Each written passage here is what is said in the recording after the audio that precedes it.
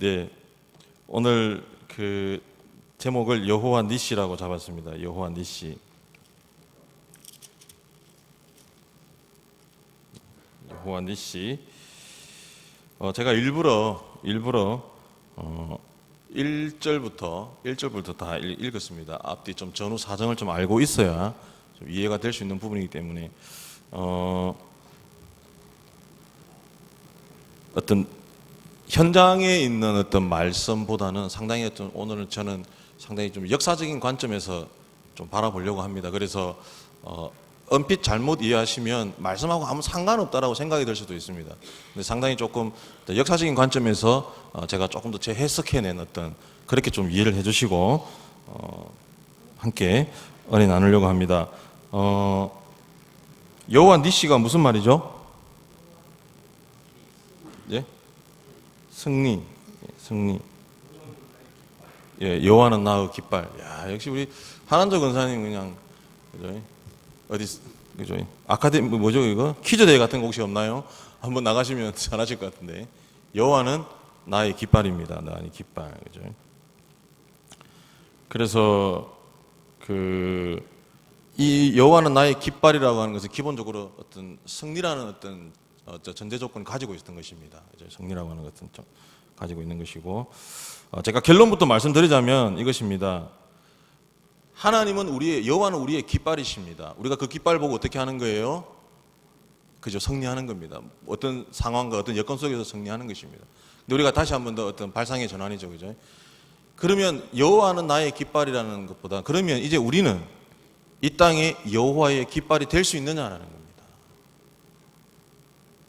언제까지 우리는 자꾸 그냥 나만 배고프니까 내가 모자라, 내가 없으니까 나의 것만 채우고 나 것만 채우려고 하는 어떤 그런 속성이 아니라 이제는 내가 어떤 여호와의 깃발이 되어보자라는 것입니다. 어떤 깃발입니까? 승리의 깃발이 되어보자라는 것입니다. 그래서 먼저 우리가 깃발에 대한 어떤 의미를 한번 생각해 보겠습니다. 그 깃발이라는 내용을 인터넷 치면 그 아버지의 깃발이라는 영화도 있고 책이 나옵니다. 그죠? 미국의 어떤 그 이야기는 별로 제가 마음에 안 들어서 빼버리고 그냥 가장 한국적인 이야기를 그죠? 우리가 깃발이 주는 의미는 여러 가지 많은 의미가 있습니다. 그죠? 근데 이 깃발은 우리에게 일단 1차적으로 뭘 줍니까? 우리를 흥분케 한다는 거예요. 딱 보는 순간 그죠? 전의를 불태우는 겁니다. 김연아가 그 2012년 밴쿠버 피겨 스케이팅에서 금메달 따고 그 시상식에서 폭풍 눈물을 흘립니다. 그죠? 그때 우리 그걸 보면서 아무런 어떤 감각이 없으신 분들은 병원에 한번 가보셔야 돼요. 그걸 보고 누구나 다 같이 흥분하고 같이 눈물을 흘린다는 거죠. 저도 울었습니다. 제가 생긴 건 이렇게 생겨도 제가 상당히 죄송합니다. 감성적이거든요. 제가 감성적이라고 제가 같이 막 울었습니다. 왜 울었습니까? 동해물과 백두산에서 태극기가 막 올라가는 순간 가슴이 훅 올라오는 거예요. 그리고 WBC라고 하는 야구 월드컵이 있습니다. 그 페코파크라고 샌디에고 가면 그죠? 그 야구장에 가면 일본하고 우리가 이겼습니다. 그때 결승전도 아니었어요. 일본하고 해서 이겼는데 그 서재영인가 그 친구가 그 투수 마운드에다가 태극기를 꼽았어요. 크지도 않은 자그마한 태극기를. 그죠? 우리 이화영 권사님 알고 계신 것 같아요. 그죠? 욱 올라옵니다. 그냥 우와! 전의를 불태웁니다. 순간 우리가 이순신 장군이 되는 겁니다. 명랑해전을 꿈꾸는 거예요. 그냥 막. 누구를 이기기 때문에? 일본을 이기기 때문에. 일본을 이기기 때문에 그런 거예요. 그리고 역시 뭐니 해도 우리 이 태극기가 우리에게 주는 제일 큰 감동은 2002년 월드컵입니다. 상암 월드컵 경기는 4강 독일하고 할 때 동해물과 백두산이 딱 부르는 순간 저쪽 한쪽 코너에서 그 대형 태극기가 그 누구죠? 붉은 악마들이 올라가는 순간 그냥 막 저는 기립했습니다. 그때 막. 여러분 깃발이 주는 의미는 이런 것입니다. 깃발이 주는 의미는 이런 것입니다. 하나님께서 우리에게 주시는 그 의미는 이런 거예요. 그죠? 세상 속에서 우리가 힘들고 어렵게 살아가더라도 하나님께서 우리와 함께 해서 하나님께서 우리의 깃발이 된다는 순간 우리는 그 깃발을 바라보는 순간 어떻게 된다는 거예요? 흥분되는 거예요. 전의를 불태웁니다. 그러면 반대로 그러면 우리는 세상 속에서 우리는 하나님의 깃발이냐는 거예요. 우리는 하나님의 깃발이냐는 거예요. 우리를 바라보고 사람들이 이야 권사님을 바라보니까 제가 힘이 나요. 죽고 싶어요. 집사님을 바라보는 순간 제가 막 없던 힘도 생깁니다. 야 집사님 보니까 제가 저 자신도 참 부끄럽죠. 목사님을 보는 순간 괴로워요, 힘들어요, 이렇게 되면 안 되는 거예요. 저는 오늘 성도님들에게 하고 싶은 이야기는 그것입니다. 우리가 세상 속에서 누구의 깃발이 되자고요? 하나님의 깃발이 되자는 것입니다. 이 혼탁한 세상, 정말 그냥 말도 하기 싫습니다. 이제 더 이상 이런 세상 속에 우리가 뭐 해야 되자고요? 하나님의 깃발이 되자는 것입니다. 근데 저는 오늘 이 본문 속에서 딱 두 가지입니다. 두 가지만 정의를 내리고 싶은 겁니다. 과연 우리가 그러면 하나님의 이 승리의 깃발, 이 땅 속에서, 이 세상 속에서 하나님의 깃발로서 살아갈 수 있는 동기부여, 그죠? 지금 다들 지금 열기가 올라와가지고 다 떳떳해가지고 지금, 그죠? 그냥 너무 길게 하면 힘드니까 딱 두 가지만 정의를 내리겠습니다. 우리가 너무나 잘 알고 있는 내용들입니다. 근데 조금 우리가 관점을 다르게 한번 생각해 봤습니다. 첫 번째, 우리가 이 땅을 살아가며 하나님의 어떤 승리의 깃발로 살아갈 때 우리에게 줄 수 있는 동기부여, 첫 번째는 그것입니다. 기도입니다. 기도 이야기 많이 들으셨죠? 기도입니다. 그죠? 오늘부터 우리가 특세가 시작됐습니다. 그죠? 벌써 마음이 훅 찔려죠, 지금. 그죠? 아이고야, 또 어떻게 또 특세 나오라고 또, 그죠? 기도입니다. 근데 오늘 이 기도는 저는 사랑을 전제로 한 기도입니다. 사랑을 전제로 한 기도입니다. 사랑을 잘하는 사람이 기도도 잘한다. 뭐라고요? 사랑을 잘하는 사람이 기도도 잘한다. 책 내용을 잠시 소개하겠습니다. 리처드 포스트라는 사람이 있습니다. 그죠? 훌륭한 설교가입니다. 리처드 포스터가 쓴 기도라는 책이 있습니다. 기도라는 책이 있는데 그 책에 보면 이렇게 적혀 있습니다. 오늘날 하나님의 마음은 사랑의 상처로 벌어져 있다. 무슨 상처요? 사랑의 상처로 벌어져 있다. 그분은 우리가 당신과 거리를 두고 하나님이 아닌 것에 몰두하는 것을 가슴 아파하신다. 또한 우리가 하나님께 나아가지 않는 것을 슬퍼하신다. 하나님께서는 우리가 하나님을 잊어버리고 있는 데 대해 안타까워하시며 무조건 많고 큰 것만을 요구하는 것을 슬퍼하신다. 하나님께서는 단지 우리가 하나님과 함께 있기를 갈망하신다. 하나님께서는 나와 여러분을 집으로 오라고 초대하고 계신다. 그곳은 우리의 본향이며 우리가 창조된 목적지이다. 리처드 포스터라는 분이 목사님이죠. 이렇게 말을 썼습니다. 쉽게 이야기하면 뭐냐면요. 저는 오늘 이 우리 본문 속에서 나오는 말씀을 보고 모세가 아론과 홀이 옆에서 받쳐주면서 기도하는 모습을 보고 사랑을 저는 사랑. 쉽게 이야기하면 하나님과 우리와의 관계가 어떤 관계가 되어야 됩니까? 사랑의 관계가 되어야 된다는 것입니다. 우리가 하나님을 사랑하고, 그죠? 하나님을 사랑하게 되면 우리는 하나님을 어떻게 한다고요? 기도할 수밖에 없다는 것입니다. 근데 여러분 잘 보시기 바랍니다. 오늘 이 본문 말씀 속에 나와 있는 이스라엘 민족은요, 하나님과 어떤 관계에 있습니까? 사랑의 관계가 아니라 이해관계에 있는 거예요. 이해관계 속에 있는 거예요. 여러분, 이해관계가 무엇입니까? 내가 필요로 하기 때문에 그 사람을 찾는 거예요. 그 사람, 소위 말해서 필요한 게 없으면 그 사람과 나의 관계는 끝나는 겁니다. 머리밤 물사건이 벌어졌습니다. 이스라엘 민족이 뭐가 없었어요? 물이 없었다고 고백하지 않습니까? 물이 없을 때 그들이 어떻게 했습니까? 하나님을 원망했습니다. 모세를 원망했습니다. 사랑의 관계면 그렇게 될 수가 없는 것입니다. 이해관계이기 때문에 그런 거예요. 자기의 목적만 이루기 위해서 관계를 형성하는 것입니다. 안타까운 이야기지만 부부지간에도 그렇습니다. 오래 사신 분들, 오래 사신 분이나 뭐 짧게 사신 분이나 똑같습니다. 사랑의 관계가 무너지면 서로가 힘들어지는 거예요. 부부지간에도 보니까 사랑의 관계가 무너지니까 이해관계로 넘어가 버리더라고요. 내가 어쩌자고 저 인간하고 결혼해가지고 뭐 이래 되는 거예요. 우리 성관계 성도님들은 아무도 이해관계가 아니신 줄 믿습니다. 그죠? 사랑의 관계가 무너지면요, 이해관계로 넘어가는 거예요. 부부지간에도 필요한 것만 요구하는 겁니다. 얘 가져와. 다시 한번 말씀드립니다. 사랑의 관계가 되고, 사랑하게 되면 어떻게 됩니까? 나의 목적, 내가 추구하려는 것들은 다 사라지는 거예요. 누구에게 맞춰지게 됩니까? 사랑하는 사람에게 맞춰지게 된다는 것입니다. 3월 14일이 무슨 날입니까? 화이트데이입니다. 그죠? 화이트데이가 지나갔습니다. 그죠? 난리입니다. 난리. 왜 난리죠? 사랑하는 사람한테 어떻게 하면 좀 더 남들하고 다른 사탕을 줄까 막 그냥 연구하고 그냥 난리법석입니다. 그냥 사탕을 만드는 사람도 있어요. 그냥 사랑의 관계가 되면요, 나의 목적이 우선이 아닙니다. 누구의 목적이 우선이에요? 그 사람께 먼저 기도할 수밖에 없는 것입니다. 21세기 영국의 시인 사무엘 콜리지는 늙은 선원의 노래라는 곳에서 이렇게 이야기합니다. 사랑을 잘하는 사람이 기도도 잘한다. 사랑을 잘하는 사람이 기도도 잘한다. 오늘 첫 번째 그죠? 제가 1번 테마를 잡았던 것입니다. 그는 이 말을 성경에서 얻었다고 합니다. 그러면서 이렇게 고백합니다. 성경은 매 장마다 하나님의 사랑의 언어로 숨쉬고 있다. 진정한 기도는 사랑에 빠짐으로써 나온다. 이렇게 고백했습니다. 여러분 하나님 앞에 얼마나 기도하고 있습니까? 여러분 하나님을 얼마나 사랑하고 계십니까? 이게 이렇게 묻는 게 더 정상이겠죠. 여러분 하나님을 얼마나 사랑하고 계십니까? 여러분 하나님 앞에 나와서 얼마나 기도하고 계십니까? 히브리서 4장 16절에 이렇게 이야기합니다. 믿음의 보좌 앞에 담대히 나아갈지라고 이야기하고 있습니다. 우리는 하나님을 사랑해서 하나님 없이는 못 살겠습니다.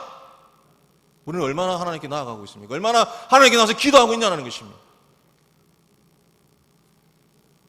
성 어거스틴도 이렇게 이야기합니다. 참되고 완전한 기도는 사랑 외에 아무것도 아니다라고 이야기하고 있습니다.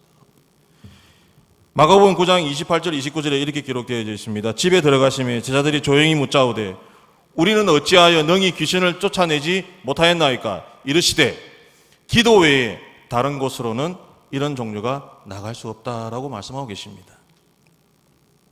여기서 말하는 기도 외라는 표현은 우리가 어떤 목적의 의미를 두고 있는 것이 아닙니다. 그죠? 물론 귀신을 내쫓아내는 어떤 목적이 있지만 진짜 목적은 무엇입니까? 전적으로 하나님을 사랑하고 그리고 믿음을 가지는 의미를 두고 있는 것입니다. 여러분 우리가 이 땅을 살아가면서 하나님의 승리의 깃발로 살아가기 위해서 뭐가 필요한 것입니까?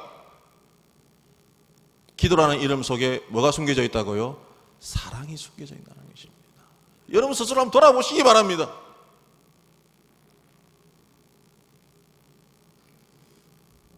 저도 옛날에 그런 이야기 했습니다. 저보고 이렇게 기도하냐고 물어봤습니다. 그죠? 기도하냐고 물어보길래 제가 그렇게 이야기했습니다. 저는 제 삶이 기도입니다. 이렇게 이야기했어요. 저는 걸어가면서도 기도합니다. 이렇게 이야기합니다. 지금 그렇게 생각하니까 다 핑계였던 거예요. 정말 하나님을 사랑하고 정말 하나님을 쫓아가길 원하는 사람들은요, 하나님 앞에 무릎으로 나아간다는 것입니다. 여러분 우리가 이 땅에 하나님의 승리의 깃발로 살아가기 위해서 뭐가 필요하다고요? 기도입니다. 무엇이 전제된? 하나님을 사랑하는 마음. 두 번째는 순종입니다. 그래서 두 번째 테마는 순종이 역사를 이룬다. 순종이 뭘 이룬다고요? 역사를 이룬다. 상당히 광범위한 느낌이 나고 나하고는 아무 상관없는 느낌처럼 들리지만은요, 아닙니다. 오늘 본문 속을 다시 한번 자세히 보면요, 순종은 역사를 이룬다는 것입니다. 오늘 본문 말씀 9절에 보면 모세가 이렇게 얘기합니다. 우리를 위하여 사람들을 택하여 나가서 아말렉과 싸우라라고 이야기합니다. 누구랑 싸우라고요? 아말렉과 싸우라는 것입니다. 신명기에 보면 나와 있습니다. 아말렉이라는 사람들이 오늘 이 머리바 사건 때 이스라엘 민족을 전면전을 펼친 게 아닙니다. 게릴라전을 펼친 거예요. 약한 부분을 치고 들어왔습니다.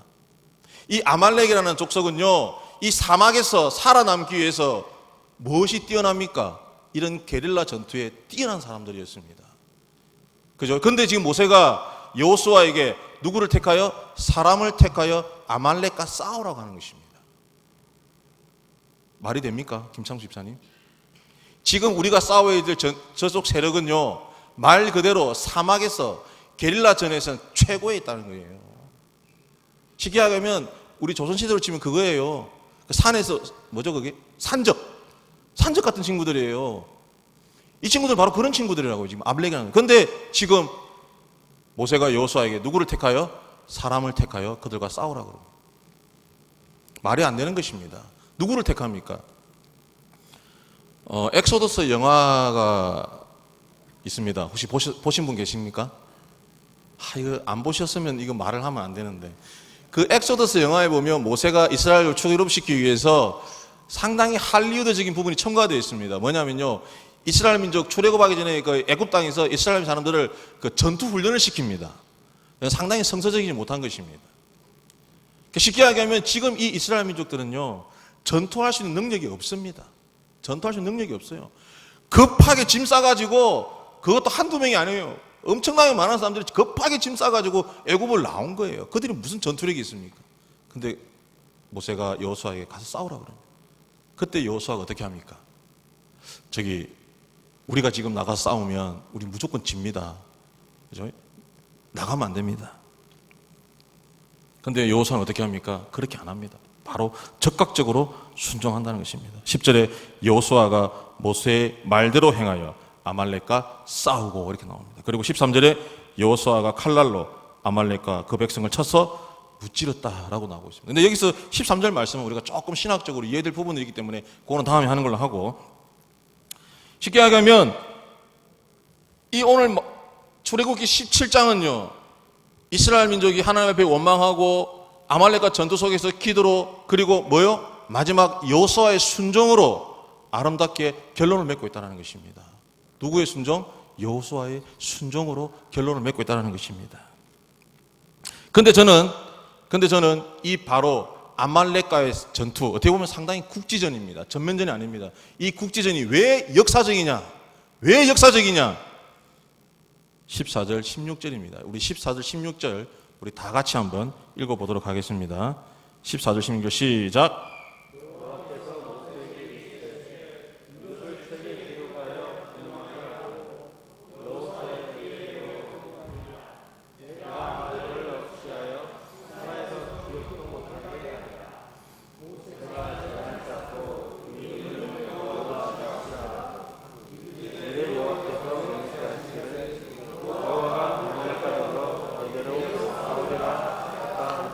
아멘.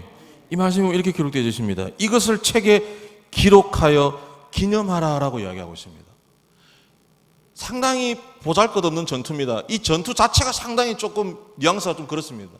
그런데 이걸 어떻게 해요? 이것을 책에 기록하고 기념하라라고 이야기하고 있습니다. 왜 그렇습니까? 바로 여호수아의 순종 때문에 이런 역사적인 일들이 벌어진다는 것입니다. 앤드류 머리라는 사람이 있습니다. 19세기 대표적인 복음주의 설교가입니다. 그가 완전한 순종이라는 책에서 순종의 3단계를 이렇게 기록하고 있습니다. 첫 번째, 항복. 전적인, 그죠? 항복. 그리고 두 번째, 전적인 신뢰. 그리고 세 번째, 전적으로 따름. 그죠? 첫 번째, surrender. 두 번째, trust. 세 번째, follow입니다. 절대적으로 순종, 항복하고, 절대적으로 신뢰하고, 절대적으로 뭐요? 하나님을 따른다는 것입니다. 항복이, 우리가 항복하지 않는다면 그분은 우리를 위해 아무것도 하실 수 없다라고 기록하고 있습니다. 우리가 항복하지 않으면 뭐라고요? 하나님은 우리를 통해서 아무것도 안 한다는 것입니다. 이것이 항복입니다. 하나님께서 우리를 통해 일하시기 위해서 우리는 어떻게 해야 된다고요? 항복해야 된다는 것입니다. 두 번째, 전적인 신뢰입니다. 고린도전서 2장 3절 4절에 보면 이렇게 기록되어 있습니다. 내가 너희 가운데 거할 때에 약하고 두려워하고 심히 떨었노라. 내 말과 내 전도함이 설득력 있는 지혜의 말로 하지 아니하고 다만 성령의 나타나심과 능력으로 하여, 이렇게 기록하고 있습니다. 이 무슨 말입니까? 우리는 약하고 하나님은 뭐예요? 능력이 있다는 것입니다. 바로 그 능력이신 하나님, 그 하나님을 어떻게 하라는 것입니까? 전적으로 신뢰하라는 것입니다. 그리고 세 번째, 전적으로 따르는 것입니다. 종교적인 육신이라는 말이 있습니다. 종교적인 육신. 상당히 전문적인 용어인데, 이건 뭐냐면요, 우리의 인간성, 우리의 의지, 우리의 노력, 이것들이 신앙생활에도 얼마든지 나타날 수 있다는 것입니다. 그래서 믿게 된 후, 아니면 성령을 받은 후에라도 우리 스스로의 인간적인 노력으로 하나님을 섬기려 하는 속성이 있다는 거죠. 그래서 그걸 우리가 종교적 육신이라고 하는 것입니다. 갈라디아서 3장 3절에 이렇게 기록되어 있습니다. 너희가 이같이 어리석으냐? 성령으로 시작하였다가 이제는 육체로 마치겠느냐? 무슨 말입니까? 철저하게 하나님을 따르는 것입니다. 이것을 뭐라고요? 한 단어로 순종이라는 것입니다. 순종이라는 것입니다. 여러분, 우리가 이렇게 순종할 때 하나님은 우리를 통해서 당신의 능력을 나타내신다는 것입니다. 당신의 힘을 나타내신다는 것입니다. 이런 순종을 통해서 우리는 어떻게 된다고요? 하나님의 승리의 깃발의 삶을 살아갈 수 있다는 것입니다. 마지막 결론입니다. 결론을 내리면서 우리 그 차동엽 신부님 쓰신 희망의 귀환이라는 책이 있는데, 그 책을 보다가 상당히 재밌는 내용인데 제가 놓치고 지나갔던 부분이 다시 한번 더 보니까 재밌어서 한번 오늘 이야기 좀 하려고 합니다. 다 알고 있는 것입니다. 그죠? 1983년 뉴욕의 엠파이어 스테이트 빌딩 아시죠? 엠파이어 스테이트 빌딩을 맨손으로 정복하신 분이 계십니다. 다 아시죠? 버슨 햄이라는 사람이 맨손으로 거의 400m 이르는 엠파이어 스테이트 빌딩을 정복했습니다. 그래서 소위 말해서 이 초고층 빌딩을 맨손으로 이 등반한 버슨 햄을 고소공포증 치료연합회라고 있습니다. 뭐라고요? 고소공포증 치료연합회. 여기서 이 버슨 햄에게 메일을 보냈습니다. 어떤 메일이냐면, 치료회 심리 고문으로 초청하고 싶습니다라는 메일을 보냈습니다. 뭐라고요? 치료회 심리 고문으로 초청하고 싶다고 메일을 보낸 거예요. 그죠? 근데 버슨 햄이 그 메일에 답장을 했습니다. 회원번호, 그 고소공포증 그 치료연합회에 회원번호 1042번의 그 개인정보를 한번 보시기 바랍니다. 그죠? 1042번 보니까 누구예요? 1042번 회원은 바로 버슨 햄이었습니다. 그죠? 그는 뭘 가지고 있었어요? 고소공포증을 가지고 있었어요. 근데 이 얘기가 여기서 끝나는 것이 아니라 그 다음에 재밌는 얘기가 하나 더 있습니다. 이 버슨 햄이 그런 세계적인 기네스북 등재하고 이럴 때 이것을 축하해 주기 위해서 94세에 이르는 할머니가, 그것도 친할머니가 아닌 정조 할머니께서 이 얘기를 듣고, 그 할머니와 버슨 햄이 사는 거리가 100km 정도 됐대요. 100km 정도 됐는데 이 할머니가 그 손자를 축하해 주기 위해서 걸어왔대요. 거기를 100km를 걸어온 거예요.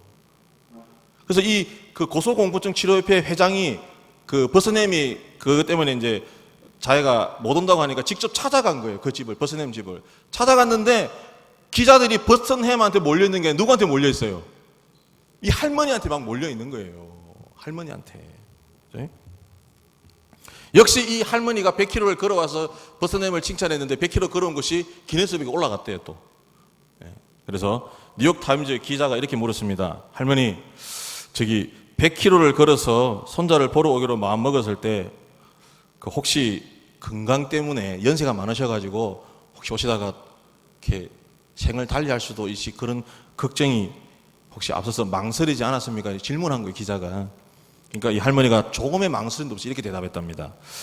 젊은이, 단숨에 100km를 달리는 데는 용기가 필요합니다. 하지만 한 발짝 걷는 데는 용기가 필요 없습니다. 그저 한 발 한 발 계속 걷다 보면 한 발이 또 한 발이 되고 또 한 발이 되어 어디까지요? 100km도 갈 수 있다라고 이야기했습니다. 저는 이 어떤 에피소드를 보면서, 여러분, 우리는 하나님께 나아갈 때요, 우리의 기분에 따라서, 우리의 감정에 따라서 기분 좋을 때는 나왔다가 기분 나쁘면 들어갔다가, 아닙니다. 어떻게 해야 되는 거예요? 한 발 한 발 가는 겁니다. 한 발 한 발. 그러면 어떻게 된다고요? 결국 우리는 하나님 전에 나와 있는 것이고, 우리는 세상 속에서 어떻게 되는 거예요? 바로 하나님의 승리의 깃발로 우뚝 서게 된다는 것입니다. 내가 뭘 하려고 하지 마시기 바랍니다. 하나님께 맡기시기 바랍니다. 하나님 사랑하는 마음으로 나아오시기 바랍니다. 어떻게 해요? 한 발 한 발 나아오시기 바랍니다. 그냥 어떻게 해보려고, 내가 어떻게 해보려고 훅 가려고 하니까 모든 게 힘든 거예요. 모든 게 어려운 거예요. 그때마다 우리는 실패하고 넘어지고, 안 되는구나, 나는 안 되는구나, 포기하는 거예요. 어떻게 해요? 한 발 한 발 나오시기 바랍니다. 한 발 한 발 하나님께로 나오시기 바랍니다. 한 발 한 발 나올 때 고통입니다, 고난입니다, 힘듭니다. 그러나 어느 순간에 섰을 때 어디에 서 있습니까? 이 세상 속에서 하나님의 승리의 깃발로 우뚝 서 있는 나를 보게 되는 것입니다. 저는 우리 성광교회가 하나님 앞에 나오기를, 정말 사랑하는 하나님 앞에 나오기를 한 발 한 발 걸어가길 소원합니다. 한 발 한 발 걸어가길 소원합니다. 그래서 이 땅 위에 하나님의 승리의 깃발, 하나님의 승리의 깃발로 우뚝 서는 저와 여러분 되기를 간절히 소원합니다. 기도드리겠습니다. 하나님, 우리는 연약하고 부족합니다. 보잘것없습니다. 하나님, 우리를 이끌어 주시옵소서. 이제 하나님 사랑으로, 하나님 은혜로 한 발 한 발 나아가기 원합니다. 나의 의지가 아닌 하나님의 이끄심, 하나님의 인도하심 을 쫓아 나아가길 원하오니 하나님 우리를 이끌어 주시옵소서. 하나님, 이 혼탁한 세상 속에 당신의 승리의 깃발로 하나님 우리를 세워 주시옵소서. 예수님 이름으로 감사하며 기도드립니다. 아멘.